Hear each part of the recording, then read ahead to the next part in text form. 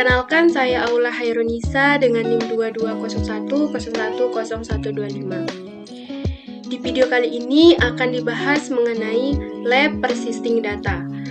Lab Persisting Data ini berada pada section 5.5. Lab Persisting Data ini akan kita pelajari mengenai membuat volume, mengimport volume ke data, serta menggunakan aplikasi dengan 3 kontainer, yaitu database, backend, dan frontend.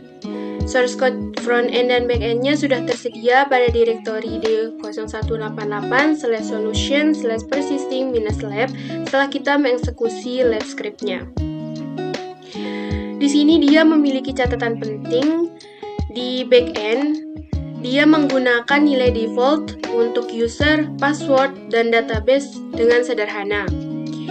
Di backend menggunakan nama kontainer database yang digunakan untuk mendapatkan alamat IP-nya. Di sini dia diperintahkan untuk tidak mengubah namanya, untuk tidak mengubah nama kontainer database-nya.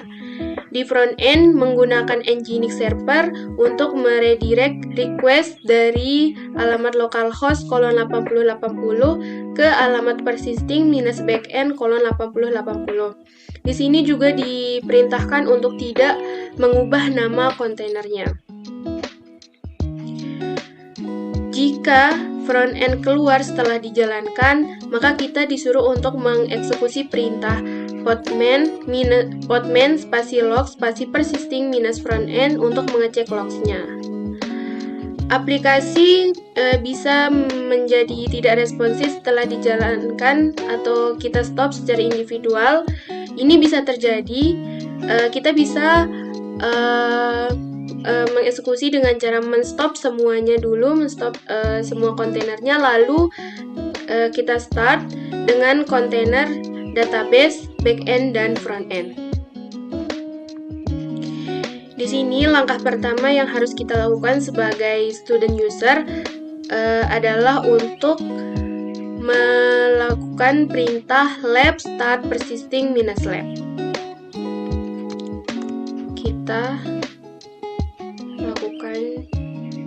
Kita matikan ini, lalu kita copy lab start persisting lab, menandakan kita akan memulai pada lab section ini.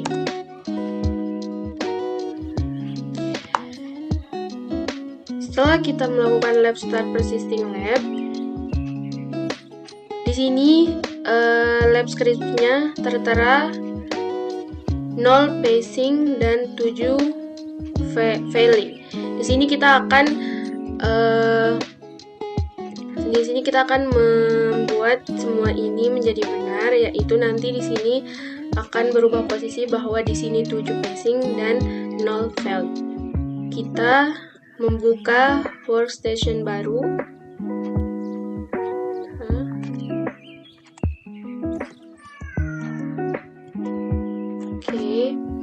Kita melakukan instruksi yang pertama. Di sini kita disuruh membuat nama volume dengan mengikuti parameter di bawah ini. Dengan kita membuat nama volume yaitu Postgres -vault. Lalu contents kita disuruh untuk di sini the volume contains the content of the tilde /d directory 0188/lab/persisting -lab/postgres -pol.tar.gz. Kita mengeksekusi perintah pada 1.1 terlebih dahulu. Sini podman volume create progress pol. Kita enter.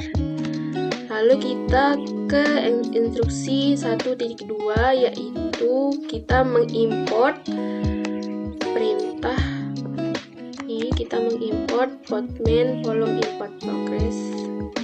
Di sini kita disuruh mengimport dengan perintah seperti ini: podman volume import postgres -vault backslash, lalu pindah baris yaitu tilde /d0188/lab/persisting -lab/postgres -pol.tar.gz. Kita enter. Instruksi 1 sudah kita lakukan. Lalu kita pindah ke instruksi nomor 2, yaitu kita disuruh untuk memanggil kontainer persisting -db, lalu menjalankan kontainer di latar belakang atau background, lalu mengkoneksikan kontainer ke persisting -net network. Lalu di sini kita menggunakan environment variables, yaitu PostgreSQL _password sama dengan nilainya pass, lalu PostgreSQL _users nilainya user, PostgreSQL _database nilainya db. Di sini mount the Postgres -fold volume to the /var /lib /pgsql /data yang ada di directory. Kita disuruh menggunakan registry.ocp4.example.com :8443. Di sini disuruh menggunakan /rhi19 /postgresSQL-13:1 yang ada di image. Sini kita eksekusi untuk perintah 2.1, yaitu membuat persisting net network terlebih dahulu. Sini kita enter, kemudian kita disuruh memulai database kontainernya, yaitu di sini dengan perintah podman spasi run spasi --name spasi persisting -db spasi -d spasi / yaitu dia pindah baris -net spasi persisting -net spasi -e spasi PostgreSQL _user sama dengan user spasi -e spasi PostgreSQL _password sama dengan paste spasi / pindah baris -e spasi PostgreSQL _database sama dengan db spasi / mount sama dengan di dalam tanda petik yaitu type sama dengan volume, src sama dengan Postgres -fold dst sama dengan /var /lib /pgsql /data tutup tanda petik spasi / yaitu registry.ocp4.example.com :8443 /rhi19 /postgresSQL-13:1. Ini kita enter. Di sini dia mendownload, kita menunggu downloadnya selesai dulu. Oke, sudah selesai. Kita pindah ke instruksi nomor 3. Di sini kita disuruh untuk memulai backend dengan mengikuti parameters di sini, yaitu kita memanggil kontainer persisting -backend, lalu memulai kontainer di background. Terus kita menggunakan environment variable db _host sama dengan persisting -db. Di sini kita disuruh mengekspos the port 8080 di matching to root request to port 8080 di dalam kontainer, kemudian mengkoneksikan kontainer ke persisting -net network. Kemudian di sini dia menggunakan registry.ocp4.example.com :8443 /redhat training /podman -url shortener -backend yang ada di image. Nah, kita mengeksekusi perintahnya. Oke, send.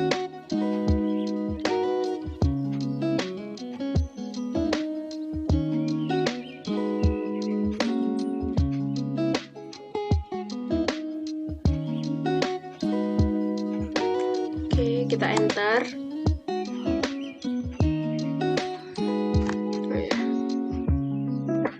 Enter. Kemudian kita berpindah ke instruksi keempat dengan memulai front end dengan parameter. Di sini kita disuruh untuk memanggil kontainer persisting minus front end, kemudian menjalankan kontainer di background, dan mengkoneksikan kontainer ke persisting minus network, kemudian mengekspos the port 3000 ke mesin root, dan di request ke port 8080 di dalam kontainer, dan menggunakan registry.ocp4.example.com :8443/redhat training/podman -url shortener -frontend yang ada di image. Kita copy,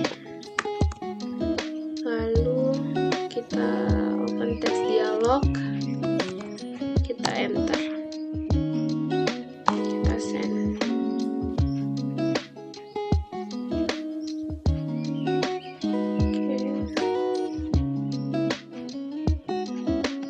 Kita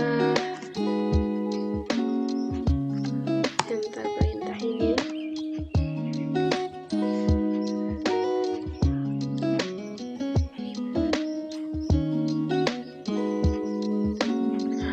Setelah instruksi keempat, kita ke instruksi kelima, yaitu instruksi terakhir. Di sini kita disuruh untuk mengetes aplikasinya melalui web browser dengan memverifikasi functionality aplikasinya dengan memasukkan alamat, yaitu http://localhost:3000. Di sini kita ke activities, lalu membuka Firefox-nya, lalu kita masukkan perintah yang localhost 3000, lalu kita enter. Nah, di sini keluar seperti ini, itu enter the URL di shorten ya. Lalu yang 5.2 ini di web browsernya, di web browser ini kita disuruh untuk mengetes database data yang sudah diimport dari navigasinya dengan alamat seperti ini, yaitu http://localhost:8080/API/URL/A9y4RCL5UUZUNV. Di sini kita buka tab baru, lalu memasukkan alamat yang ini. Kita enter. Nah, di sini tertera data import has been successful.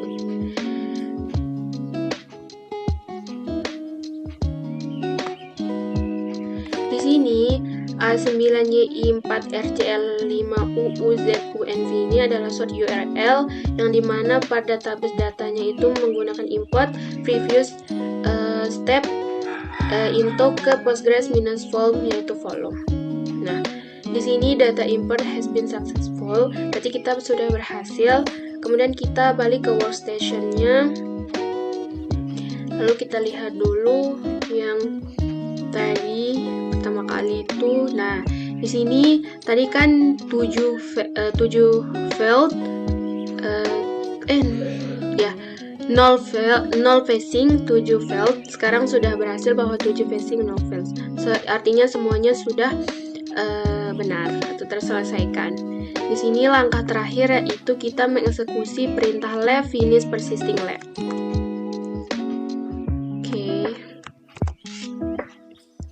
Persisting left, lalu kita enter. Nah,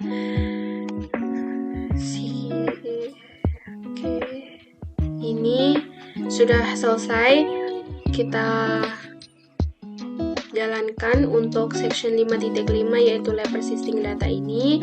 Berarti videonya sampai sini. Saya ucapkan terima kasih banyak dan mohon maaf apabila ada kesalahan dalam menjelaskan maupun mengucapkan. Sekian.